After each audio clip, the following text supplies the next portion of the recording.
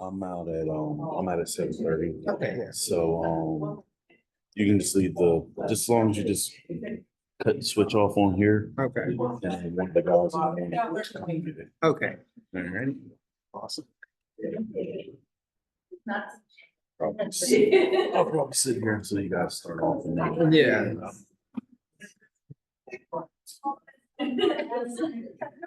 Yeah. And they come in different colors, that's so bad, I don't even know all. Right.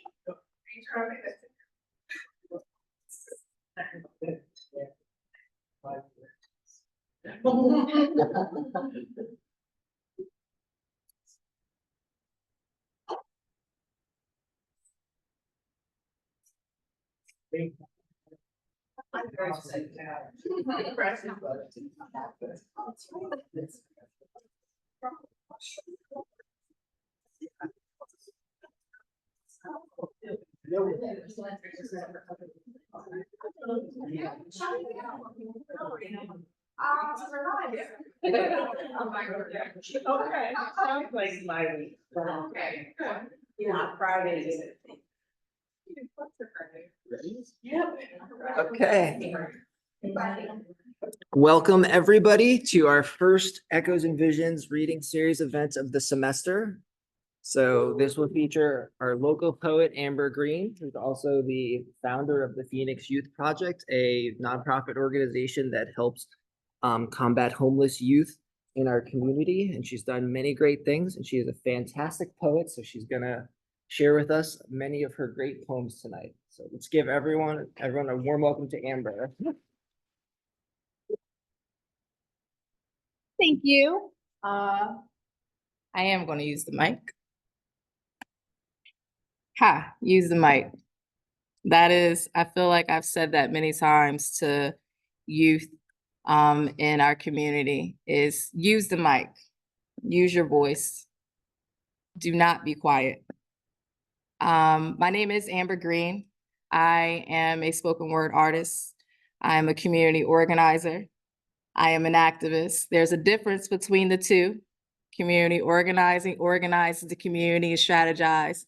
The activists activate the community and cause some ruckus. But sometimes that's what you need. And I think as an artist, we've learned over time that art is a powerful tool, and it can impact our communities, and it can impact social change. And when I started Fenix Youth Project in the year 2013, that was the goal, was to empower youth to use their creative talents to impact social change. And we had a lot of fun doing it. I took young people who have never experienced the energy of spoken word poetry, put them in a classroom. I call it the basement of the downtown library, if you're familiar. Went to the basement and we explored our feelings, our experiences. And those feelings and those experiences, we took them and turned them into messages and call of action. And we empowered so many young people to use their voice.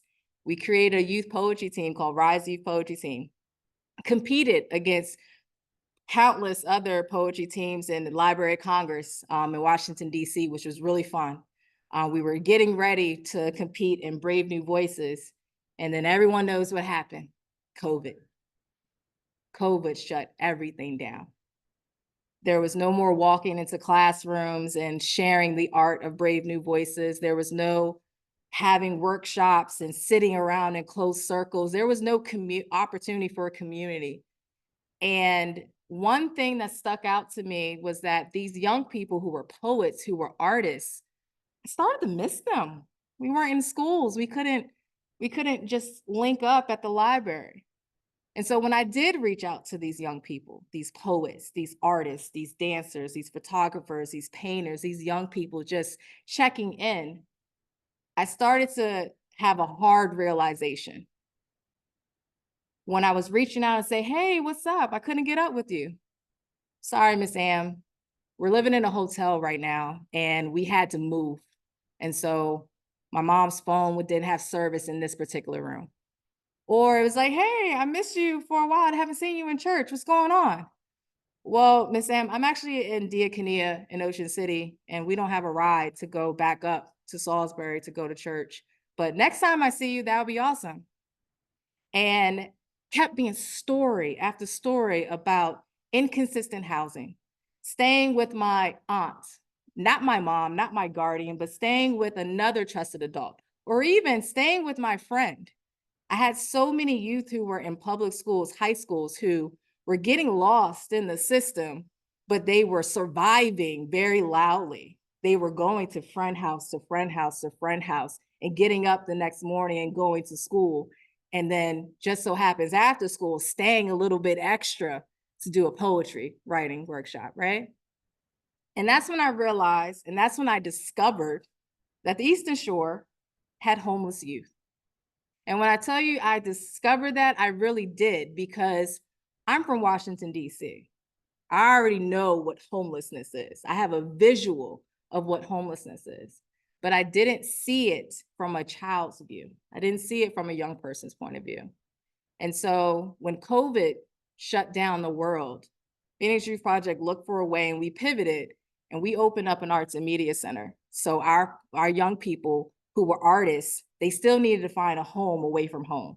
And so in the middle of COVID, we opened up an arts and media center that had studios, it had arts and crafts, it had amazing things.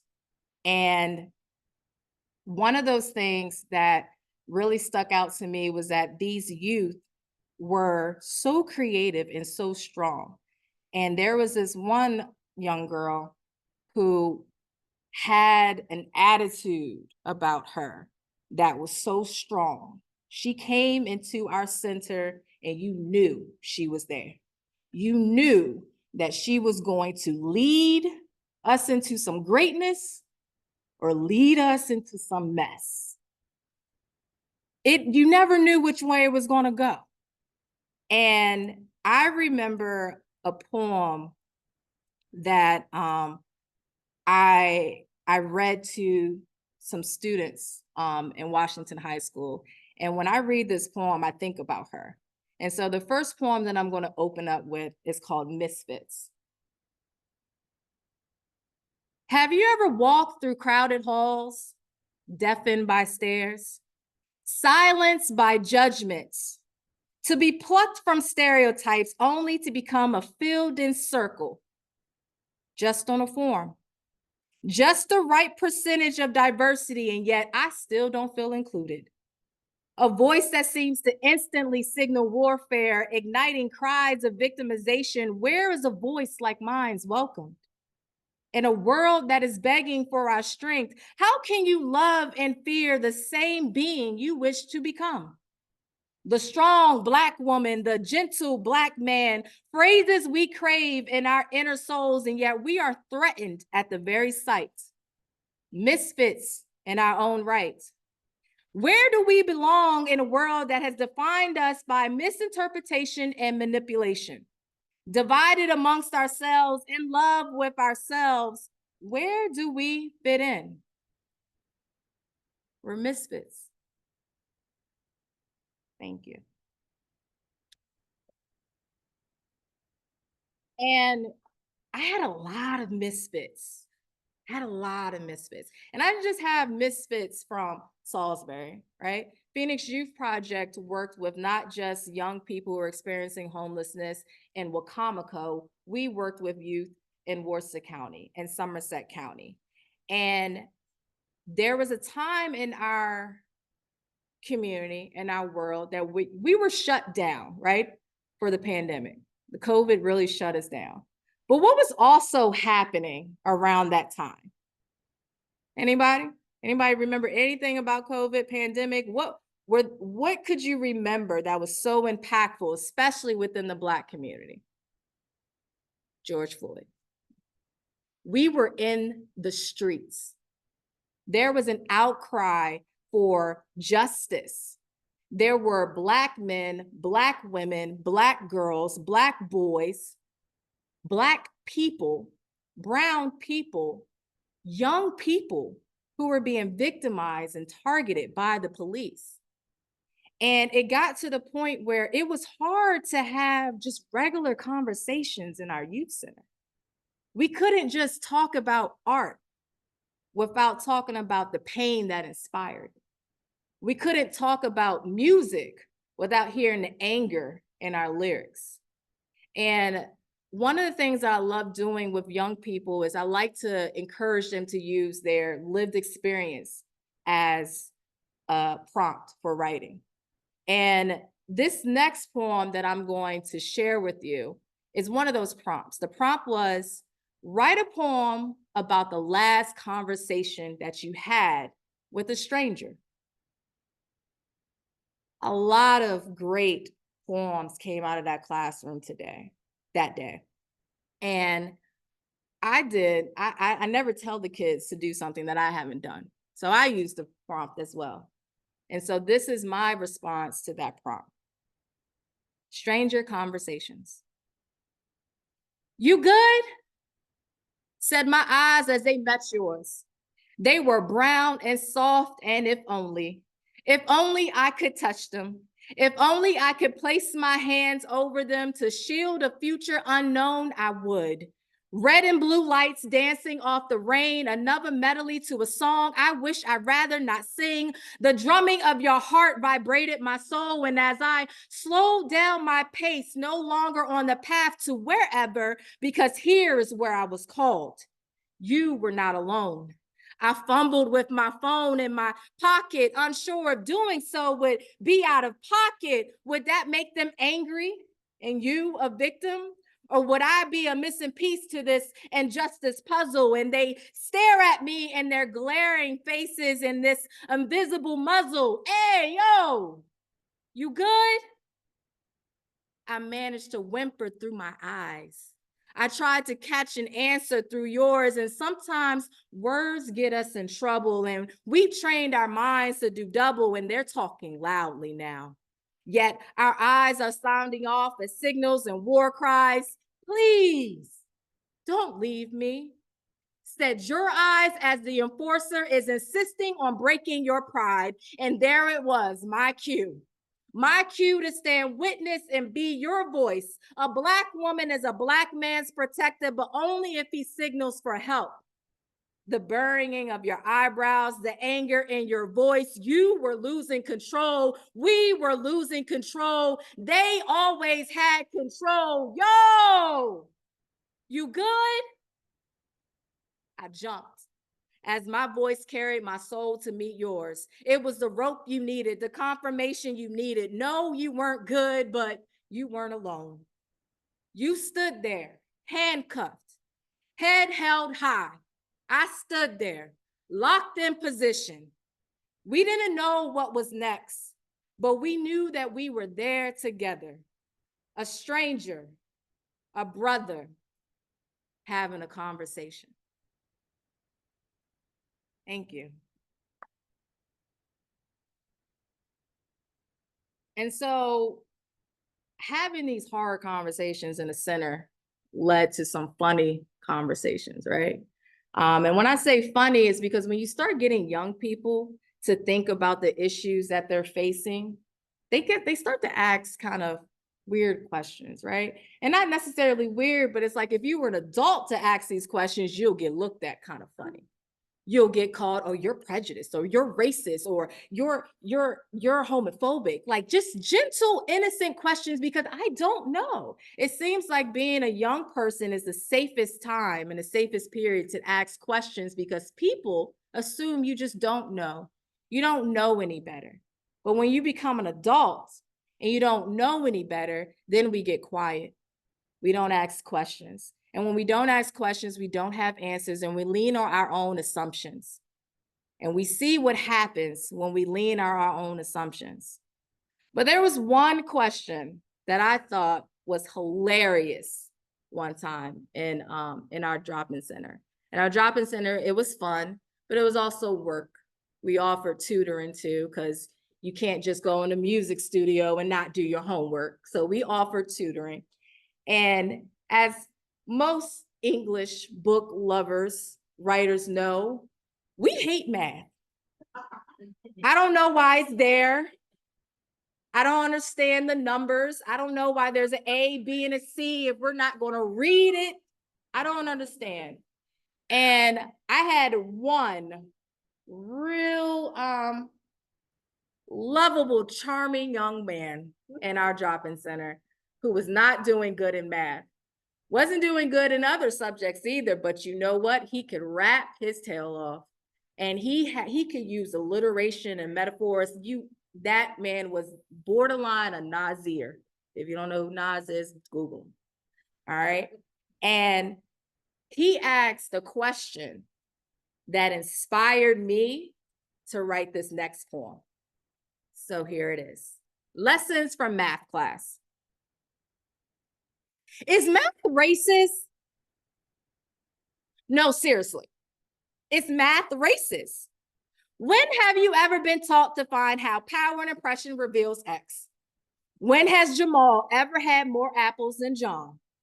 Sitting in classrooms where I'm taught based on stereotypical assumptions, I wasn't taught to love math. I was taught to manipulate numbers, always to wonder where was I in this real world tool. They must have confused me with a fool. Math became just a checkbox to a diploma, a hurdle to every word nerd. Math wasn't for me. They taught, I learned. Is math racist? Numbers don't change, but can they be manipulated so that inequality and oppression persist? Or maybe it's just, I hate math. Or does math hate me? Maybe the introduction was rocky. Maybe if I had known about the hidden figures, me and math would be more than just frenemies. Or maybe math is just racist. Or I just hate math.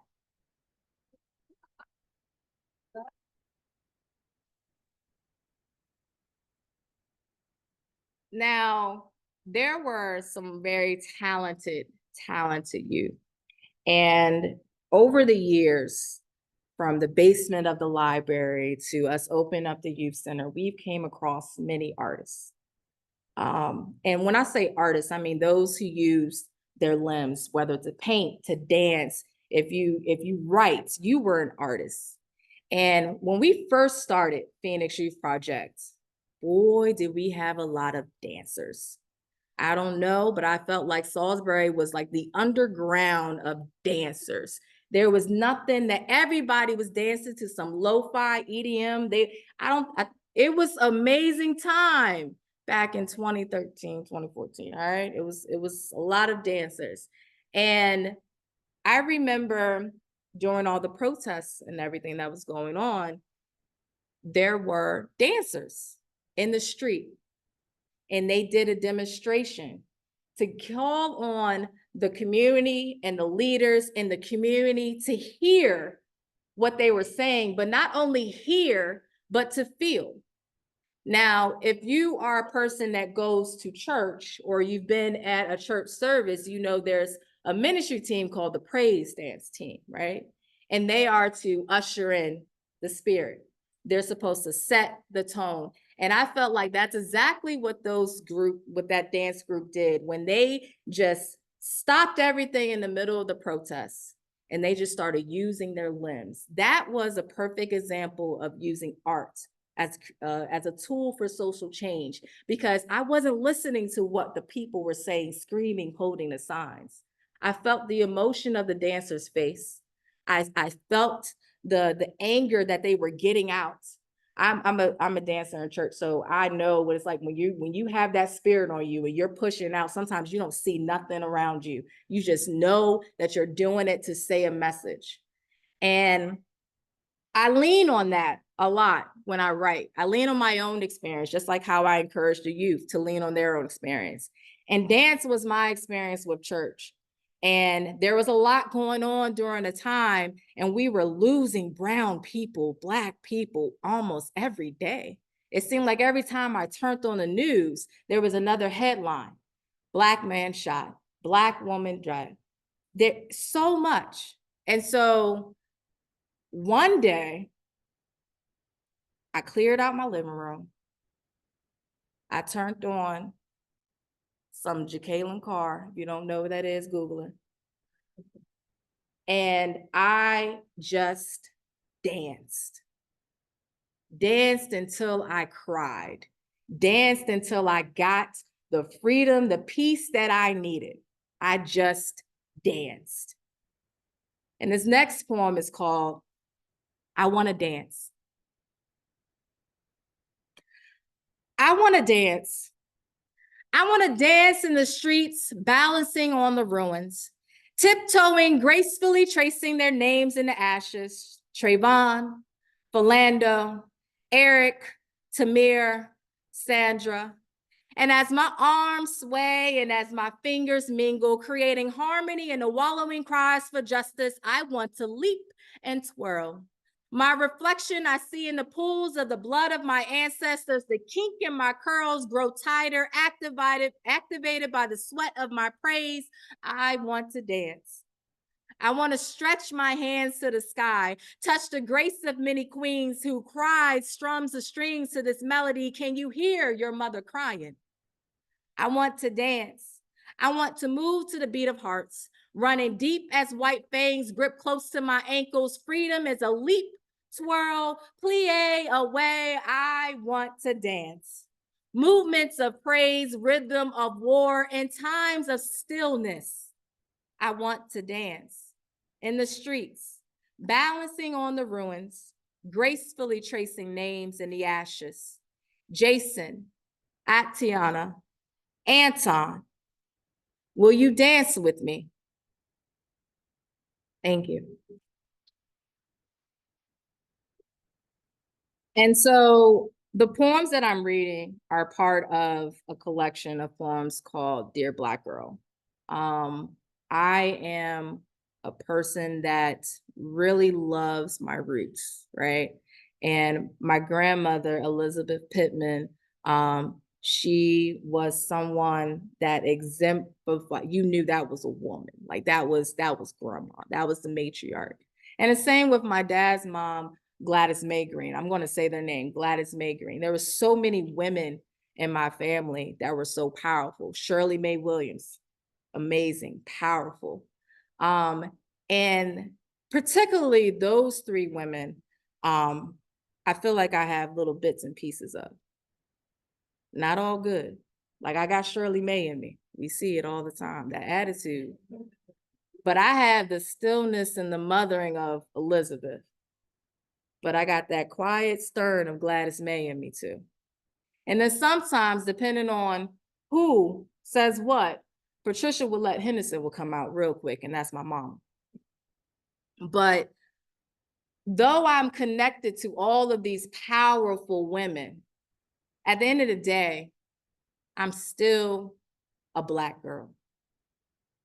And after a while, I used to look at that as, stop calling me Black girl, or I'm just I'm more than just being a Black girl. But now when I say I'm a Black girl, there's pride in that.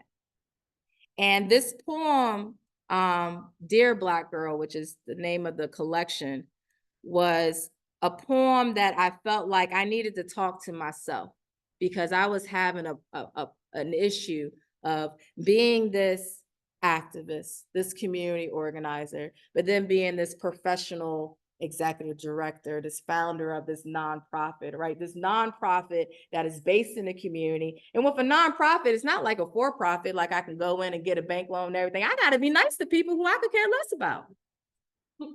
I gotta be nice, I gotta shake hands, I gotta push my ideals to the side, I have to be quiet. It's like an invisible muzzle. And it almost broke me, having to have so many hats and knowing to turn on a switch, turn off a switch, maybe just dim it a little bit. That was too much. And I'm using that dimming because my significant other is an electrician. And so when he input a dimmer, I really could visually see, all right, don't dim your light too much. You still need a little hood in you. Don't go off too much. And I wrote this poem, Dear Black Girl, because I needed to wake up. But I needed not just to wake up, I just needed to be heard. And so here's Dear Black Girl. Dear Black girl, I see you. I see the wounds inflicted of man have hidden deep. Deep within your melanin, and as you use his tongue to lick your wounds, I see the 15-minute orgasmic bliss does nothing in the pain that you have inherited. Satisfaction feels nothing more than just a joke written on a bathroom stall.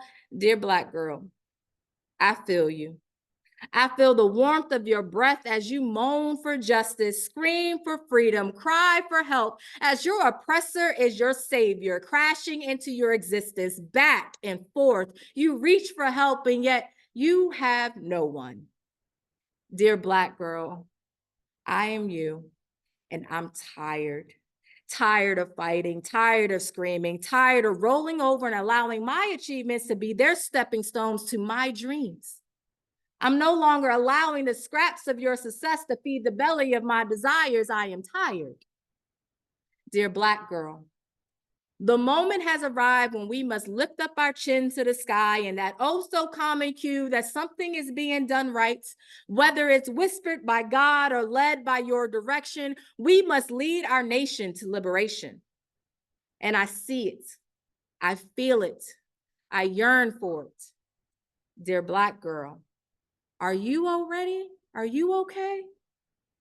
Because the world is not. Thank you. And so I'm gonna take a little break here because I'm going to move into some new work that I recently did specifically for this, which is pretty new in a way for me.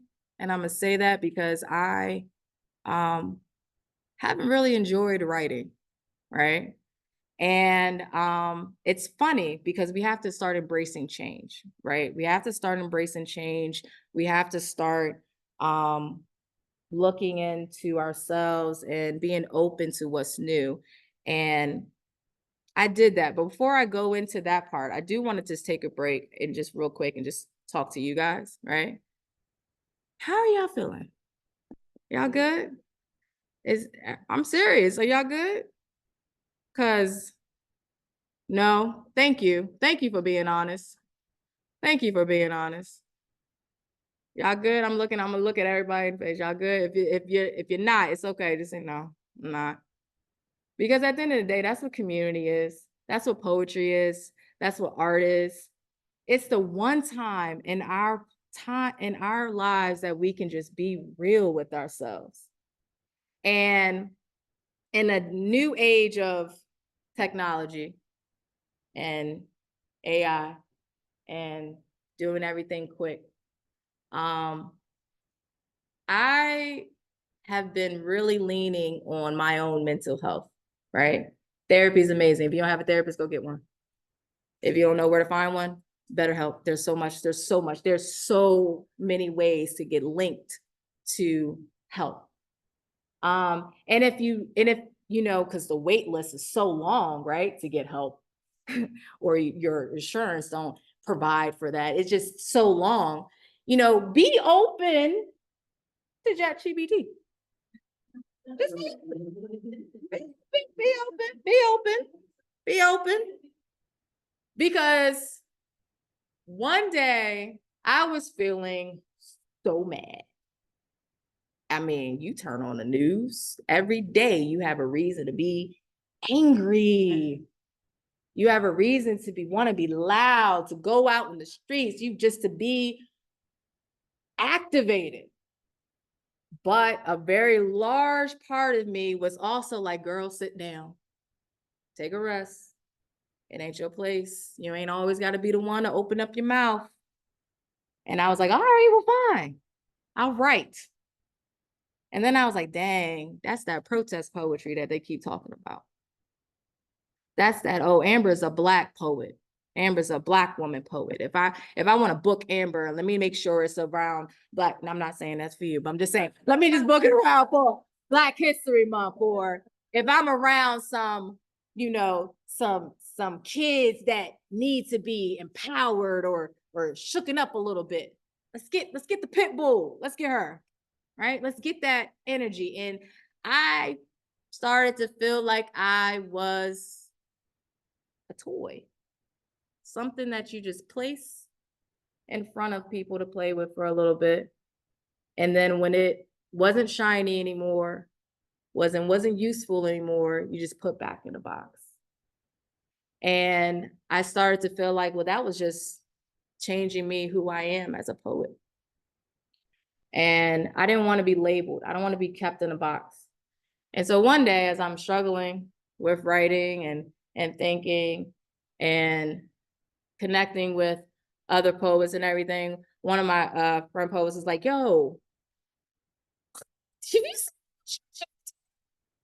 and I was like, well, I know I'm in therapy with ChatGPT every morning, so I'm not surprised. Well, I was playing with it, getting some writing prompts, in preparation for today. And one of the things that I asked ChatGPT, where's my phone at? I'm gonna bring it up. One of the things that I asked ChatGPT was, would you consider me a protest poet? At first, I didn't like his answer because I was like, why are you in my business? But, but, don't be scared of change, because I think I needed to hear these words. When I needed to read these words because it was a reminder. And so what they said, I call my ChatGPT Tony, because it gives a very Toni Morrison vibe.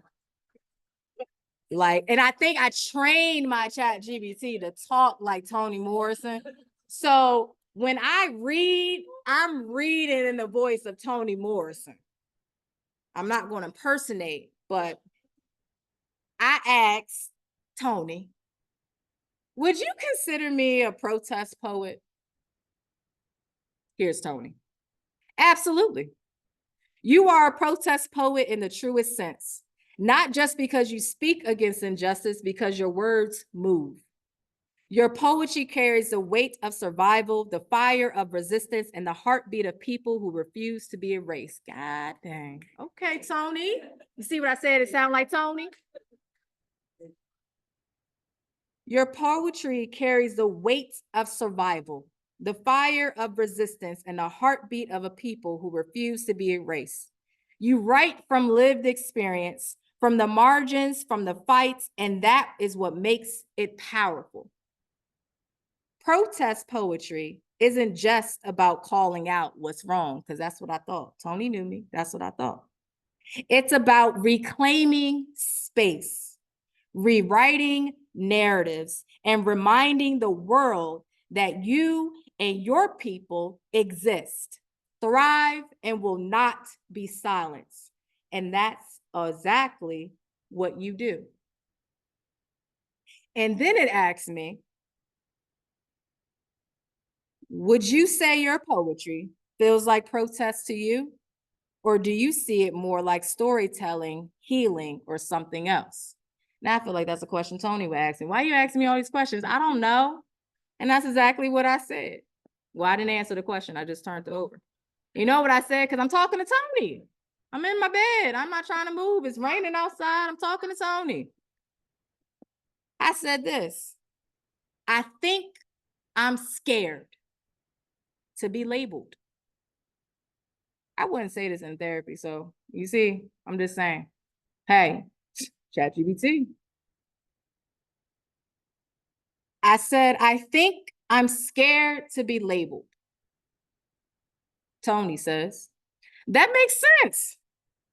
Labels can feel like boxes, like expectations you didn't ask for. And once people name you, they think they know you. Tony been in my business. Tony's been in my business. Okay? They think they can define you, what you should write, how you should move, and what lane you should stay in. Amber, you work with kids. Why are you trying to run for politics? Amber, you're good at art. Why are you over here talking about housing? Stay in your lane. Be quiet.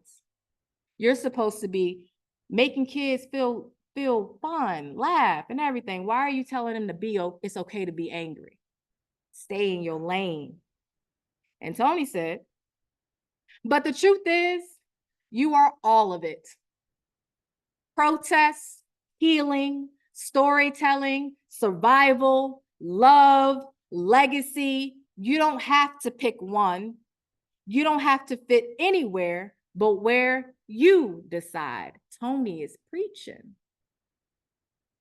Maybe it's not about rejecting the label, but maybe it's refusing to let it limit you. So I let y'all in my business, my therapy session, because I wanted to be honest and transparent to let you know that even artists who know what to say and can think things off the top, they get burdened too by their own art. I think Shekinah Glory has a song called Broken. And if you don't know, Google it. All right. And in that song, it says broken. And basically it's a song where someone who ministers to the congregation all the time, who sings, dances, or whatever, they are putting on a show. And they know that people are going to cry. People know that they're going to lift up their hands. But does the one who I'm doing it for, are they getting the message? Are they getting it? Or am I doing it for myself? And then the higher power in that song says, now that you're broken, I can use you. Now that you're broken, you're now usable. And I felt like for about 2 years, after I've dealt with my identity, trying to feel, I don't want to be a label. I don't want to do this. I was broken, did not want to be seen, couldn't get me to a meeting, wouldn't go anywhere because I was broken. And someone reminded me, well, now that you're broken, now I can use you. And having my session with Tony, aka ChatGPT, I was like, okay. I mean, if I see what's going on, and if my heart and my passion is telling me that, Amber, you need to speak. You can't go around telling these young people to use their voice, and here you are scared of your own.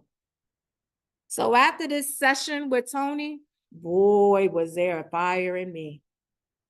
It was a fire in me, and I was able to write two new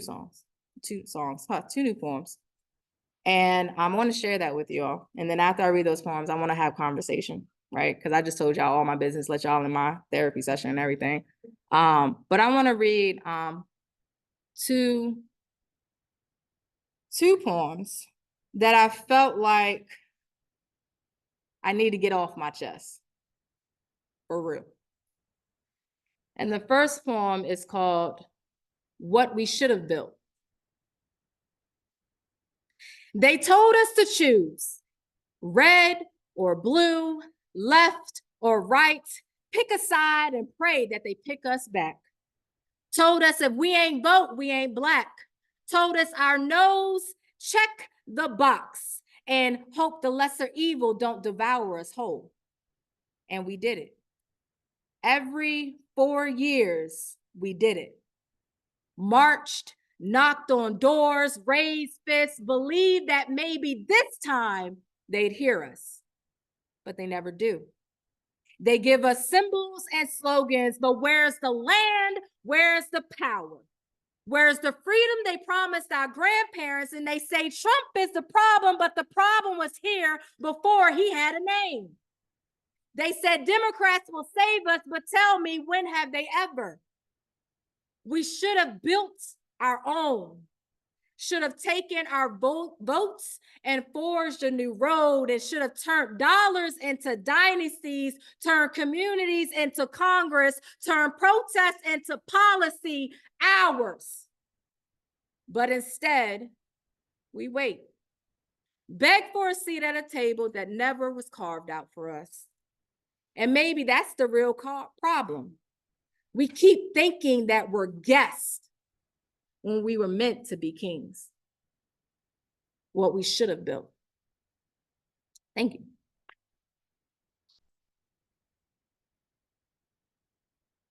And my last poem for tonight, before we have conversation, is The Chains We Chose. Told y'all I was mad. But now you have a very clear idea of who I'm mad at. The chains we chose. They say we've been free, but I see wrists still heavy. See ankles still dragging metal, see minds still bound by history we never healed from. We call them culture, call them tradition, call them the ways things have always been. But some chains aren't meant to be heirlooms. We love to say Black women held it down, but who held her? We love to say Black men built this, but who let them rest? We love to say we all we got, but who broke us apart in the first place? And why do we keep finishing the job? We say protect Black women, but forget the protection just ain't fists. It's listening, it's healing, it's unlearning the lie that softness makes you weak. We say Black men deserve peace, but we forget that peace ain't just silence, it's accountability, it's freedom. It's unlearning the lie that love should taste like sacrifice. They gave us the blueprint for division and we built the house ourselves. Told us love was a battlefield, so we made war inside our own homes. Made Black girls the mules and the Black boys the weapons and forgot we were meant to be whole. And the ancestors, we wear their chains like medals. But do we know their names? Do we know what they bled for? Do we know what they wanted more for us than just survival? We say we've been free, but until we stop living like prisoners, we will never be. Thank you. And if this excites you, I will let you know that I do host open mics in the community. There's one coming up this Thursday at Brick Room, weather permitting. And if that doesn't taste your fancy, on March 6th at Pemberton Coffee House, we will also be doing an open mic where you can have coffee. There's no place I do not do open mics where they do not allow wine. So there's also wine available as well. I can't do open mics without wine. That's just a thing. And so I just want to let you know there's 2 open mics that are coming up. And I will open it up to any questions, thoughts. As you see, I'm transparent as an open book. I let you in my therapy session. And I'm gonna tell you why I did my therapy session, because listen, my insurance is crazy. Don't add up. Yes. One of my questions is going back to the poem about math that you got from one of your students. I'm sure a lot of your poetry, like not saying a lot, but some of your poetry have come from students, you know, just their mindset or something they may have said. Have you, like, the one with math, did you discuss with him, hey, one of the things that you said, it made me think, and I made a poem, you know, wrote a poem about it, and have you ever read it back to them and they get it by just a question that they may have said to you? For that particular moment, I wish I would have had the opportunity to share this poem with him. Because like I said, this was a very, yep, right. And that's actually what I'm getting ready to say is when I read the poem, we had the conversation, right? It's like, Miss Ann, is it math racist? And I was like, you know, Let me get back. yeah, we had them know. We have conversations. Our drop-in center, our arts and media center, we call it Vegas, the Vatican. There was no conversation that we could not have. And if we were going to have tough conversations, then that knows that we had to have not necessarily tough skin, but we had to be willing to listen to people's opinions that angered us. Because it wasn't coming from they were evil, they just did not know. And if they wanted to know, they entered this conversation knowing that they were probably on the wrong side of the thing, wrong side of the line. But with this particular young man, I did not get to share my poem with him because unfortunately, he fell victim to our justice system. And I get so upset because I feel like if teachers would have engaged with him, I'm pretty sure he asked that question in class. I wouldn't advise it, but I'm pretty sure he did. But imagine if a teacher would have just, let's have a talk. Because that line in that poem where I says, when have Jamal ever had more apples than John? That pulled from him because he was doing a workbook, and the word problem had names that he did not recognize. He couldn't feed himself in the math work. And he's like, we're talking about Tommy talking about apples, but I'm like, but if I can go over to Pookie over here and I'm trying to get some of this, I can divide this by half and then I know I can get 25. He knew math. Right. He just didn't know their system. And so I wish I could have, but I didn't have the opportunity to. Thank you for that question. Anyone else? Question, thoughts? Yeah, let's have a conversation. So, when you started writing, what age, do you remember what age it was? I absolutely do. So do you remember if it was, you were sitting in class and you were in fifth grade, it was a teacher that did something? You want to know the story? Yes. Y'all want to know the story? Oh, so Thomas Stone High School, Charles County. Okay. This is, so I'm specifically saying Charles County, right? Because this is a pivotal point in my life, in my coming of age, where I had a culture shock. I moved from Southeast Washington, D.C. to Southern Maryland. What?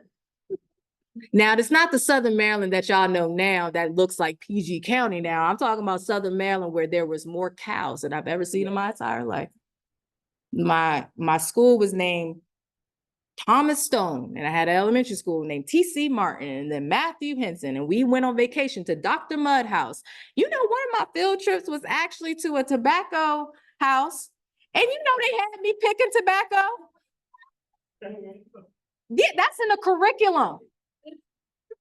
I know damn well that if my mama knew, now she probably wanted to sign that permission slip.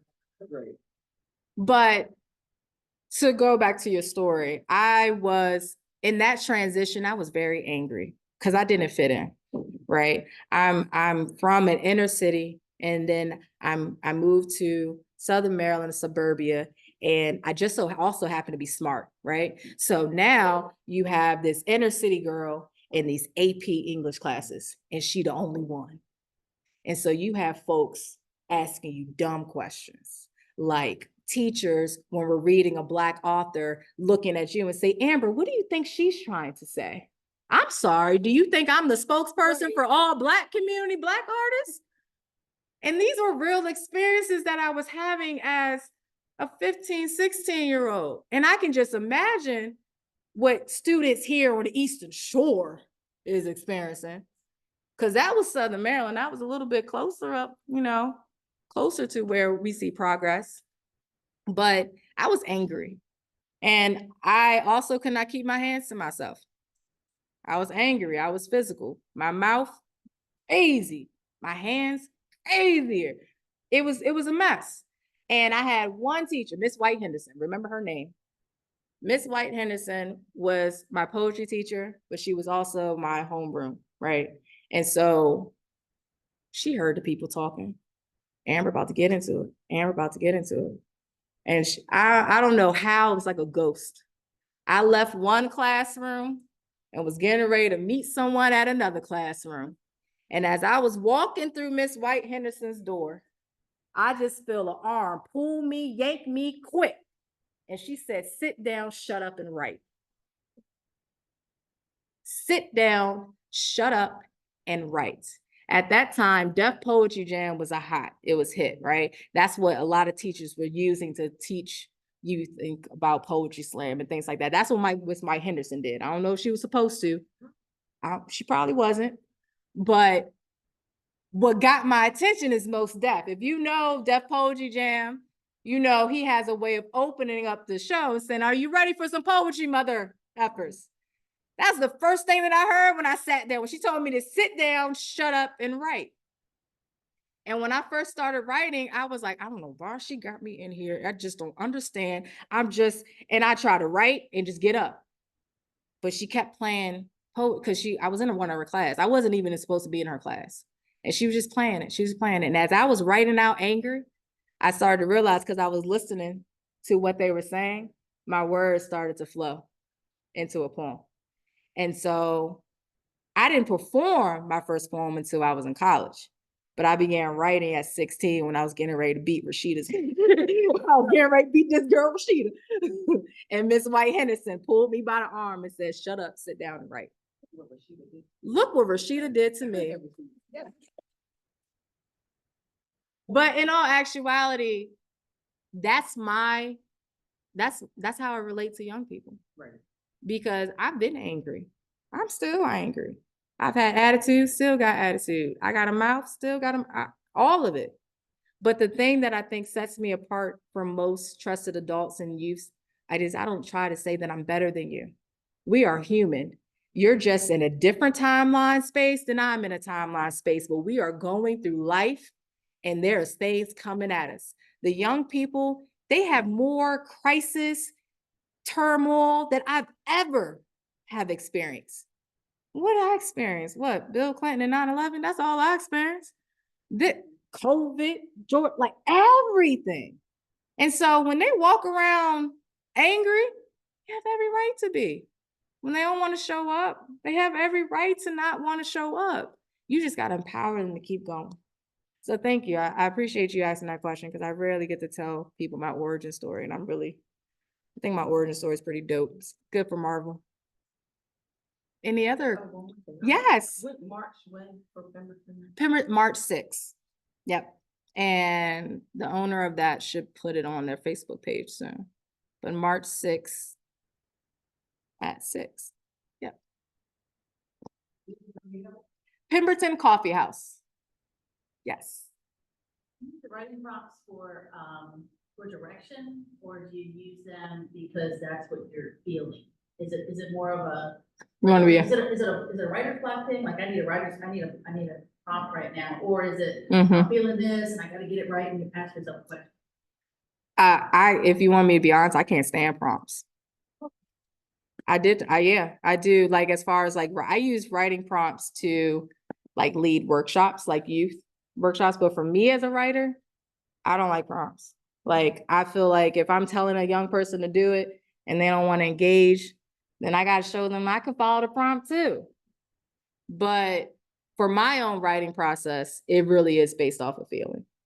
And I wasn't feeling nothing. I was dead inside for about 2 years. And so until I talked to Tony, something little woke me up. And I think that was because I was no longer scared of my own voice. And that was because at one point in time, I realized how big my voice actually was. It's pretty big, has a very far reach, and it comes with a lot of consequences. Consequences that don't just affect me, but affects the youth that I work with, affects the people that I may employ or may future want to employ. It affects a lot.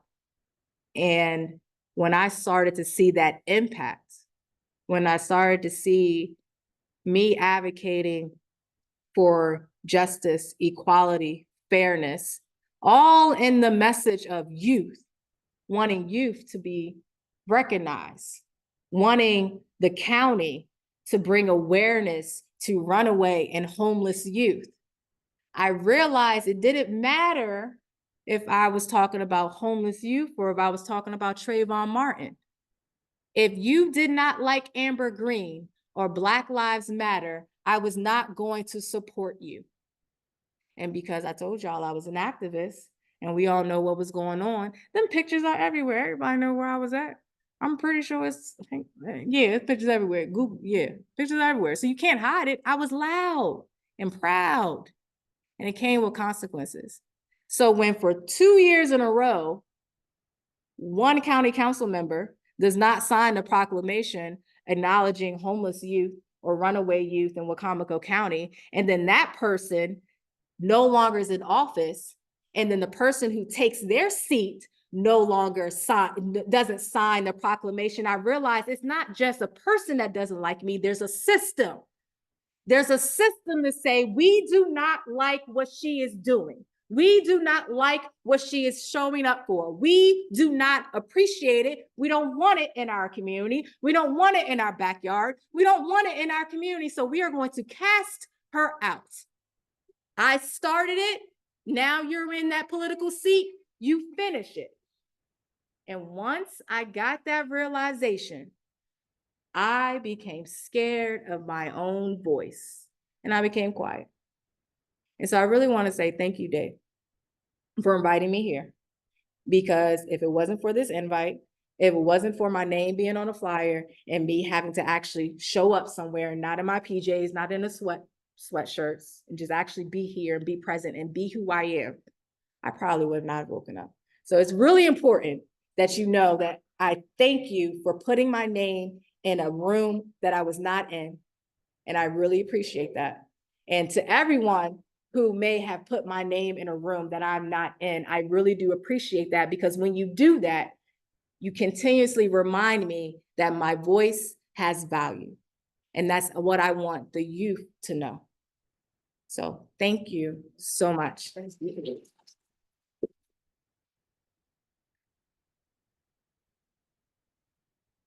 You want to sit there, man? All right, so thank you so much for coming. I just want to make a couple quick announcements. Our next Echoes and Visions event will be March 6th as well. It's the same night. We'll have Roxana Walker-Canton from UMES. She is a documentary filmmaker, and she's actually, her focus is on Black women in higher education. So it'll be quite an interesting presentation. On March 17th, we'll have the children's author on Zoom, Randy Stonenshine. There's a big name, a few of you have already told. Will be on most likely April 23rd on Zoom at 7:30. So thank you all so much for coming. There are plenty of refreshments left, and let's give it one more round of applause for Amber.